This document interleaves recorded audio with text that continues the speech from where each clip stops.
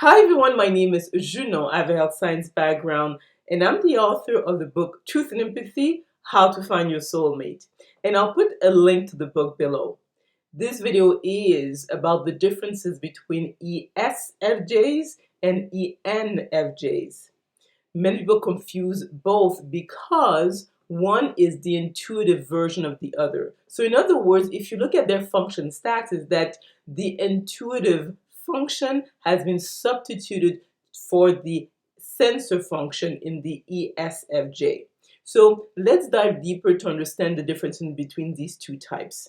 The first thing that you will notice is that the ENFJ has slow alpha brainwaves. So in other words, it's about 7 cycles per second, which translates into a resting breathing rate, the corrected one, to 7 breaths per minute. Whereas the ESFJ has fast brain waves, so it's around 15 to 16 cycles per second, which would be translated into a resting breathing, the corrected one, to about 15 to 16 breaths per minute. So they are at opposite ends. So in other words, the ENFJ is very intuitive, whereas the ESFJ is the least intuitive when it comes to that group. So when you look at the sensor judges, they are the least intuitive of all the personality types. So how can you actually know the difference between two is that if you were to ask them about how often they have intuitive hunches. So for a sensor judger, they have to accumulate data, see a pattern, and then determine what's going to happen next. So it's about pattern recognition.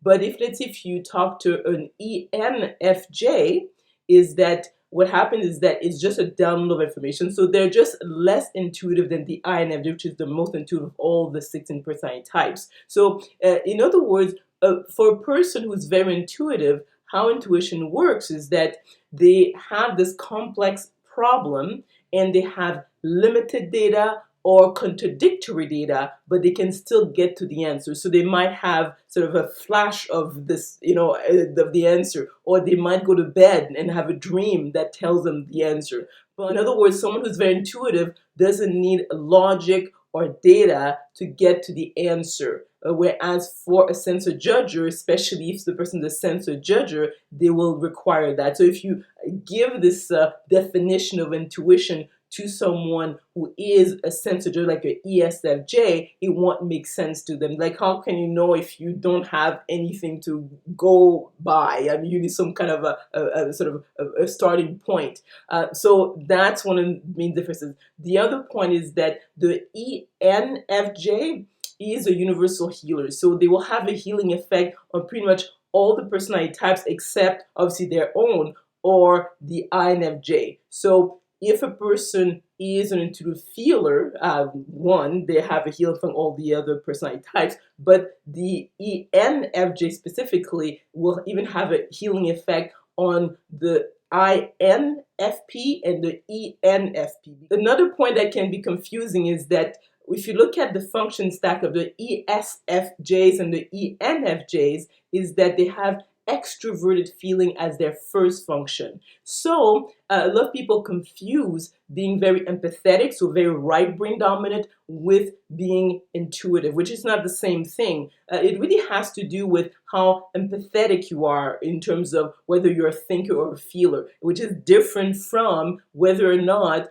how you gather information has to do with using the 5 senses if you're a sensor, or using intuition. So it's more of a download of information. So another difference between the ENFJ and the ESFJ is that the ESFJ, the theme of their lives is duty and tradition, whereas the ENFJ is about meaning and spirituality. So when you look at their career choices, a sensor judger will be like the ESFJ would be comfortable working, let's say, in a bank or working in insurance or being a bookkeeper. So they are fine with routine work, detail-oriented work. They like security, and they're the type of people who are very much about tradition, whereas the ENFJ is different because they're not very interested in detail-oriented work.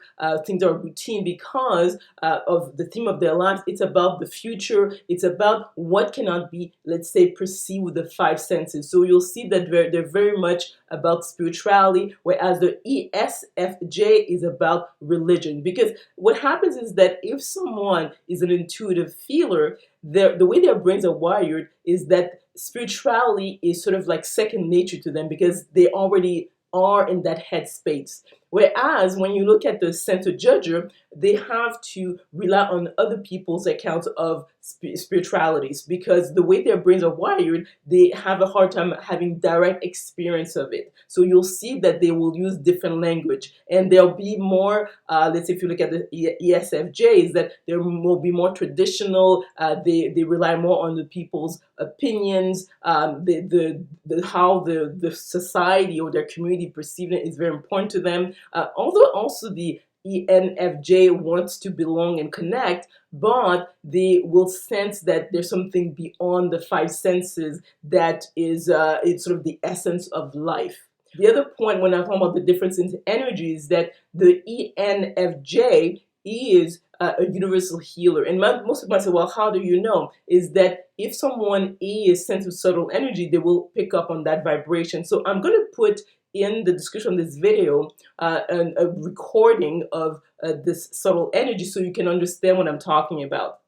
To summarize, there are a number of differences between the ENFJ and the ESFJ. One of these differences has to do with their brainwave dominance. Their resting breathing rate is different. The energy that they give off in terms of how they perceive spirituality and religion. They have to do with in terms of the career choices. So in other words, if a person dives deeper, you realize that yes, you can know the difference between the two, and especially in terms of how they will perceive intuition, how they actually gather data, and how they make their decisions. So I trust that this information was interesting. Maybe you learned something. If you enjoyed this video, please click on the like button, subscribe to my channel, and we will talk soon.